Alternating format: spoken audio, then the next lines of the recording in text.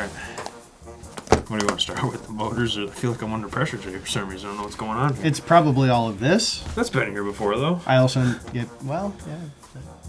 All right, we just got to start. All right. I'm ready. You been filming the whole time? Yeah, You sick. I was going to say something, but I'm like, let's see what happens. You sick. Yeah, whatever.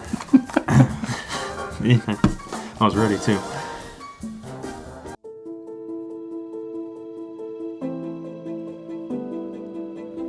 All right, guys, welcome to the show. We're all doing New Wave products today, exclusive. www.teamnewwave.com. I gotta throw that out right in the beginning if you guys want to check out the site while you're watching the video. We have all this stuff on here. Unless you're watching it real soon, the lipo bag and the bullets haven't made it on there yet, but we'll talk about that in a minute. I'm gonna start off with the motors, which Tyler P has been working with a lot, and myself in my cars, and we also have a couple drivers now. Caleb Jennings, shout out to him. He did quite well at our last trophy race, running our motors and batteries. So we're talking about the motor real quick. So these are the New Wave Ultra V1 motors. We got them in, let's see if I can remember all of them. Start from the big ones. So we got 25.5, 21.5, 17.5, 13.5, 6.5, and 5.0, and a 3.0 for the drag guys. I think I got them all. If not, check them out on the site. I brought the 17.5 to check out here. So these are pretty good motors. We had them, this is our first go at getting motors, the Ultra V1s here. They're pretty solid. They've been pretty good. Tyler P's been testing a few of them for us. We'll talk about those results probably in another podcast. He's still working on it. We got a few team motors in the works here, but we're just going to tease that a little bit. So right now, run of the mill on the shelf. I'd say they're pretty good motors. They test in towards the higher end, mid range. I mean, obviously, when you're buying motors, they're a little bit of a mixed bag. They're, full disclosure, they're pretty much all made in China. That's just the way it is. So they have to be, tested and tuned a little bit. But all in all, the motors have tested very well. For the price point, we're selling these at $115, opposed to most companies in the $150 range now, like Phantoms, Trinities, which are all good quality motors. I'm not here to knock anybody. So these coming at $115, solid motors. I have had no quality issues with these motors as far as screws coming out, falling apart, motors burning up, anything like that under normal use. So the quality of them has been really well. I know a lot of times a lot of motors will have problems with these solder tabs and stuff getting really wiggly and loose in the back. Again, zero issues with that stuff. The face plates are pretty thick, super strong. I haven't had any problems with that. No problems with shafts bending or breaking. The rotor magnets are very stout, and we do have two rotor options, 12.3s and 12.5s with these motors in stock in the shop. Everything I have here is in stock in the shop, and you could buy it tomorrow, either online or come down to the shop and pick it up. So that is the nice part about these. They are not mail order. We stock them all in the shop. And then on a side note, the packaging, they do come in a nice little case here. And every motor does come with a sensor wire. I don't remember if these are 125s or 150s, but I have been using the box sensor wire in my D64. So it is big enough for that out of the box. Come on a nice piece of foam, and of course, some little instructions on the bottom. Nothing crazy there, but if you do end up... Unnecessary. Yeah, pretty much. Instructions are for quitters. But the nice thing about these packages, other than just a cardboard box, is, like myself, I ended up collecting a few of these motors, and you can kind of just store them and stack them up pretty nice. Yep. And I'm running these in my Formula 1 car as well, the 25.5, which they seem to be really good. Same with the mod motors. Caleb is killing it with those mod motors in that last January Jam race. And what was that last one we even had? Is that the last one? That was the won? Jam. Was it the Jam? Oh, the New Year's race. I was saying he killed in that one too. Oh, okay. The New Year's race he killed it, and the January Jam.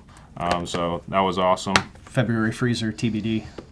The freezer. We'll see what happens. But if Caleb is Caleb, he'll be fine. That one's on the 12th. Fortunately, it is also Super Bowl Sunday, but we're gonna get everybody out of here before that. So if you're worried about that, just come down anyway. We'll get you out of here.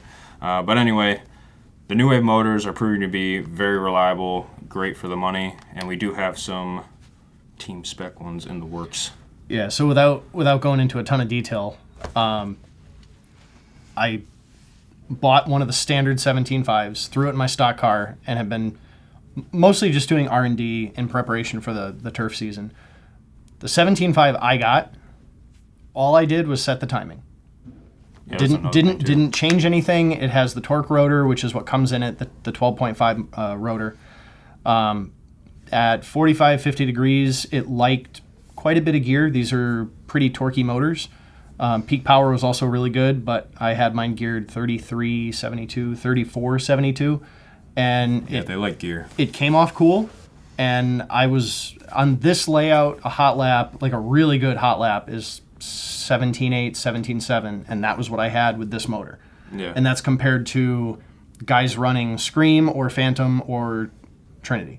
Yeah, so you did mention they can hang. They can hang. The timing there, I just want to touch on all the motors from the box come with the timing set somewhere around 20 or 30. Yeah, I've had some in the 20s.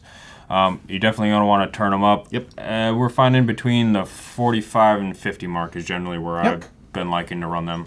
And Tyler agrees. For the stock motors. Correct. The mod motor, leave it at 30. Do everything in your ESC. Yeah, mod motors is a different game. I'm talking all stock because that's what I've been running with the Formula and the buggy. So just keep that in mind if you do order one of these motors. Just turn the timing up a little bit, and you'll see quite a difference there. I've had to do that a couple times for some people. And as far as cooling goes, not branded as a New Wave product, but also very, goes with the motor as far as cooling goes. We have the Madness fans. So these are aluminum fans, high-speed fans, 5 to 8 volt fans. You can run them direct power off the battery. That's what I do. These come in gold, blue, and we do have a silver one on occasion. They've just been a little hard to get, and they fit great in the B6. See if you can show them there. I'm sure Josh will work some magic for us. He's obviously, you can tell Josh is helping us out, RSMP, so check out him too. So these fans are great, and obviously they fit nicely in most of the buggies, and they move a ridiculous amount of air. So even for those bashing guys, you want to run a dual fan setup or something like that, they're great, super reliable, and the aluminum case keeps them way more durable. Way more durable, where just this whole center of the fan doesn't come flying out of it when you're bashing off jumps, which is what I see from most plastic fans. That's why I just go with those, and we're selling those $20, so nothing too crazy there. It's not even much more than a plastic fan. Yeah, pretty much. And then moving into the other side of New Wave cells, which is basically where everything started, is the batteries. So up first, we'll talk about the I don't really want to say the bashing category because we use them for other things as well, but I'm just going to call it for the bashing category. These are the longer packs. We have 2-cell, 3-cell, and 4-cell currently. So we'll work through it. We got the 2-cell 5200 hard case pack. These are 5200 50C. Pretty run-of-the-mill standard size pack.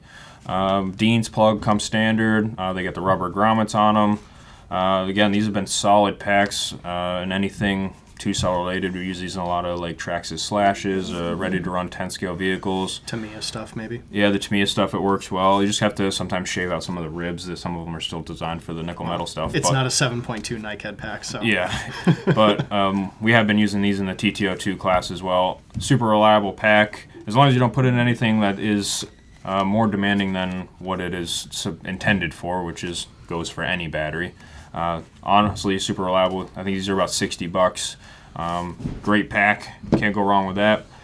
And then we wanted a battery the same size as the 2-cell, but this is a 3-cell pack. So if you have a car that takes a 2 or a 3, these batteries have the same exact footprint. So they'll fit without any battery tray modifications, which is what we wanted to do.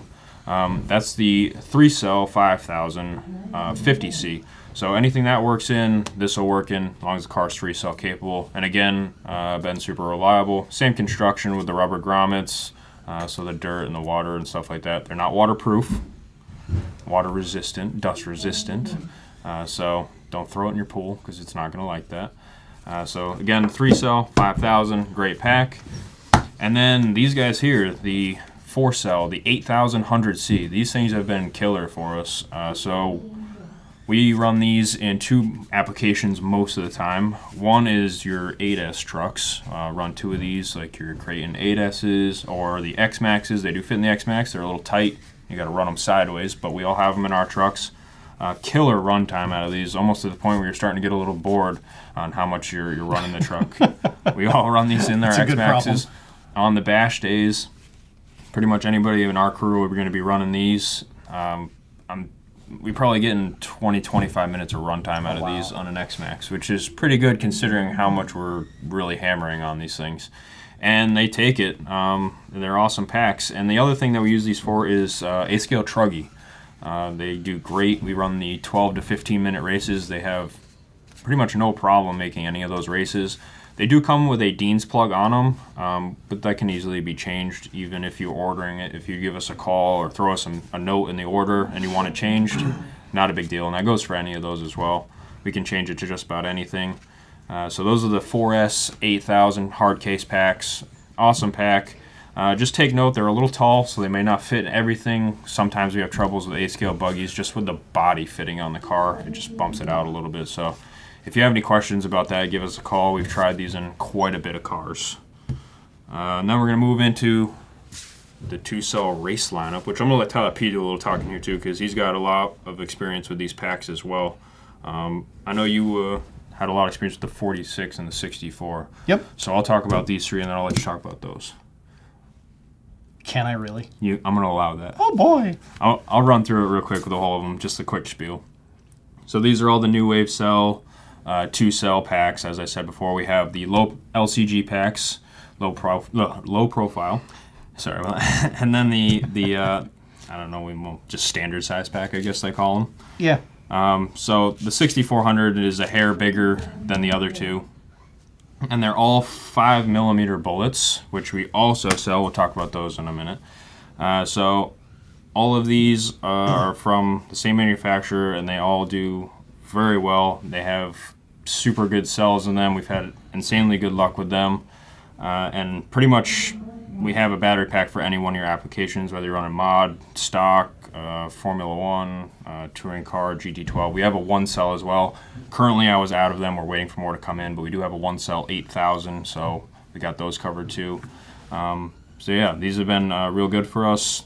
We got the 4000 and the 46 low profile pack, both very stout buggies. A lot of guys like the 4000 120C for the mod stuff, a little bit lower C rating. The 46 140C for your stock setup, either buggy. I ran one in the Formula One for a while as well.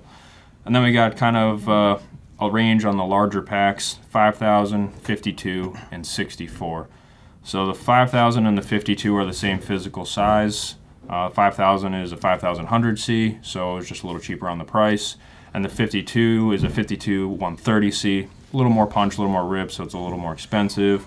And then we went with the 64 140C, which is the longest runtime and the most punch that we could get anybody to make, really. But it is a hair taller, so some straps that maybe clamp down on the sides, you might have a little trouble there. But anything just rocking like a rubber strap or just the side pieces shouldn't have too much trouble. Yeah. I had that in my X-Ray Formula One, and it works great. And we run a 12-minute race, so I still had plenty of punch at the end.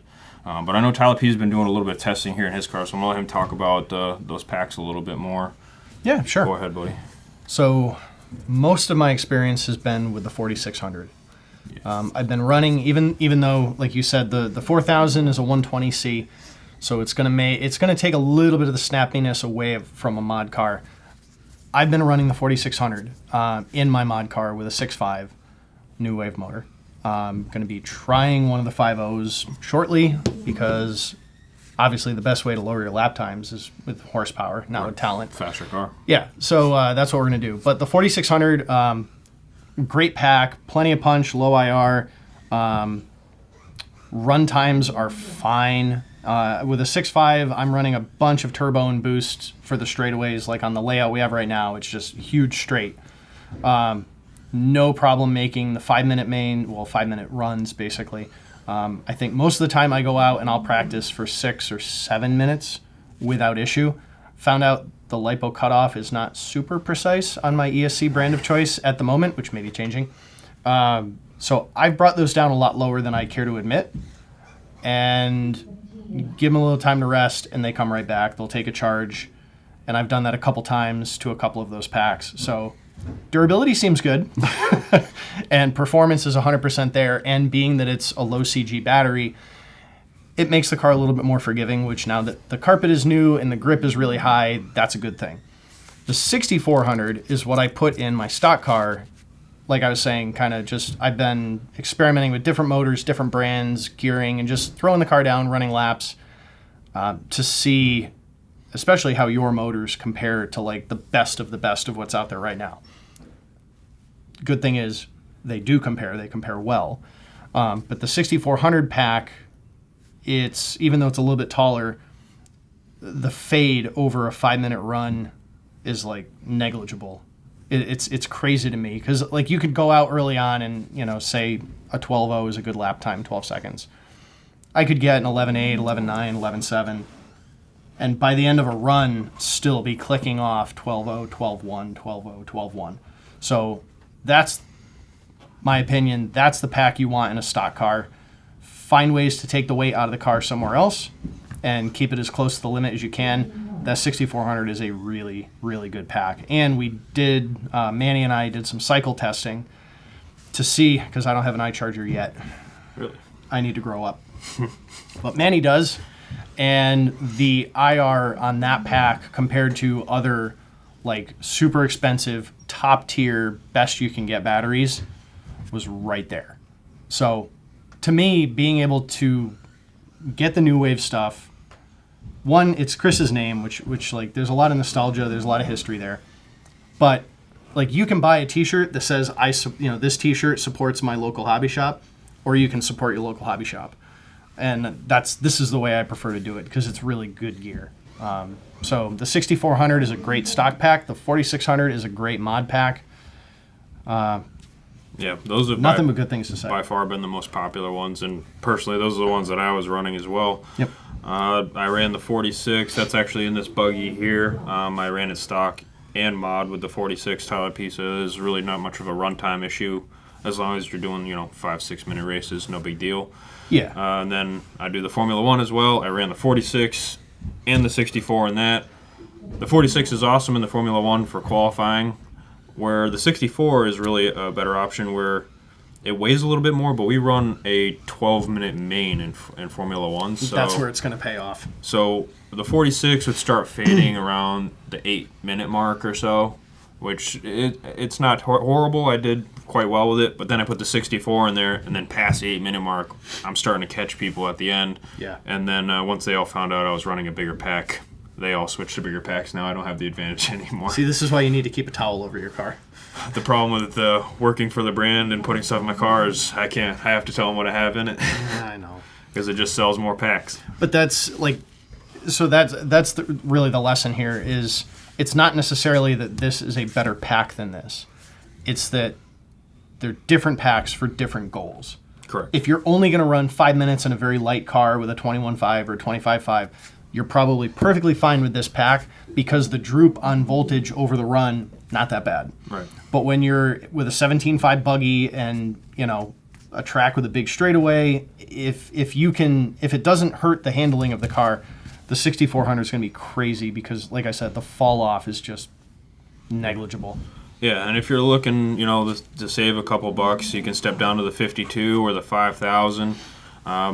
They're all essentially the same cells, just a different capacity and C rating. So you're not going to lose any quality. You might be able to save, 10, 20 bucks, something like that. If you're just getting into the game and you're looking to put a car together, 5,000 pack is going to be just fine for you, and you can save a couple bucks there. And spend it on tires in practice. Yeah, exactly. Same with the 52. Yep. We like to give a full options as far as price wise, but the quality is the same across the board. It's not this is a cheaper version of that battery. It's just a different capacity on the cells. Yep. So the whole lineup has been really great for us as far as performance and reliability, which is, reliability is a big thing too. You don't want to have to keep buying these battery packs at, 60 to 90 bucks a piece. It's going to add up throughout the year. And I've been there. Yeah. So. Yep. Yeah, I've had the same one in my buggy since we got them, which has been quite a few months now. We've been testing these. At least since September. Yeah. Because I've had 2 of those packs, and that's been everything I ran in my mod car. Yeah, and I've driven the wheels off it. Yeah, 4 or 5 months now Yeah. with this lineup. These guys here, we've had these lineup for years. Yeah. So these have been tested. We've sold hundreds of these things. So those are the OG packs. Yeah, these have been around a long time. The race packs, for obvious reasons, race packs have to change all the time to keep up with the times. These guys, they just kind of, you know, general purpose. They're just the workhorses of the hobby. Yep. And then as far as side accessories go, minus the fans, which we already talked about, we do have the new RC Madness LiPo bags here. So these are the Kevlar charging bags, safety bags, whatever, LiPo guard on the bag, whatever you want to call them. They got a million names. So these are branded under the RC Madness name here, but I felt it was appropriate to talk about since we're talking about the batteries. So these have been great. You can fit quite a few batteries in here. I'll hold the 4-cell up here to the front here, so you can stack a few of them in there for storage. Obviously, charging, you don't want to pack a bunch in there when you're charging them, but for storage sake, these have been really great. It's a super strong Velcro on them, and pretty nice. These have been great products for us, and I think they're like 12 or 13 bucks. So really, seriously, really nothing too crazy there. That's a steal. Yeah, and then our last little thing here, which is not a little thing in my opinion. These things have been pretty awesome. These are probably a little hard to see there. Josh will help me out with that with a little magic. So these are the 5mm bullets. So these are just generic bullets here, but we had these nice caps made. Now I know we're not the first ones to do this, obviously, but these ones do have our name on them, the RC Madness, and they come with a positive and a negative labeling. So these slide on over your solder joint and then tighten down with a set screw. So the biggest thing for me for that was not so much it looks cool and you got some bling on your car. It gives you something to grab onto instead of the wire on your car, so the wires don't end up ripping off the bullets over time. You can grab right onto the metal piece, pull it out, and I've had zero issues with any of the wires coming off of my cars since then. So I'm not a fan of bling, but I bought a set of those for each of my cars. Yeah. Because I was literally here one day practicing, car came off a jump and just dead sailored straight into the wall. Because the wire popped off. Not even. Not even. I took the body off the car and it was the battery leads, and I'm looking at them and I'm like, it's plugged in. I wiggle the lead, car fires back up. Like, well, that's suspect. And literally the copper wire in those battery leads can over time like fatigue and get brittle. Yeah.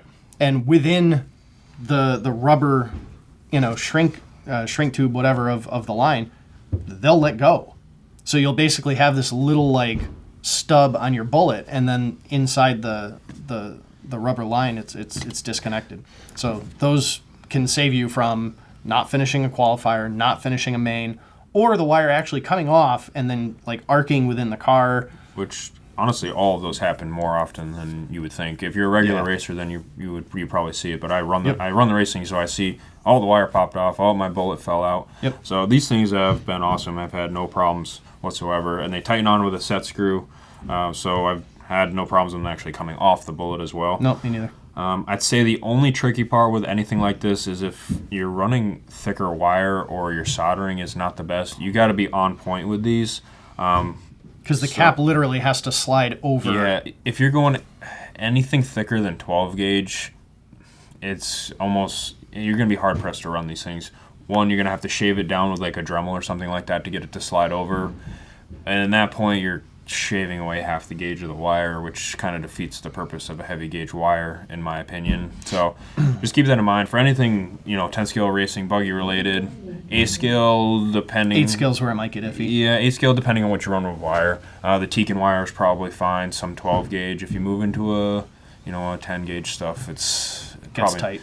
Yeah, it's probably not. But 10 gauge, you don't really have as much as the wires falling off problem with that setup either. And most of us are running plugs. That's right. But I digress.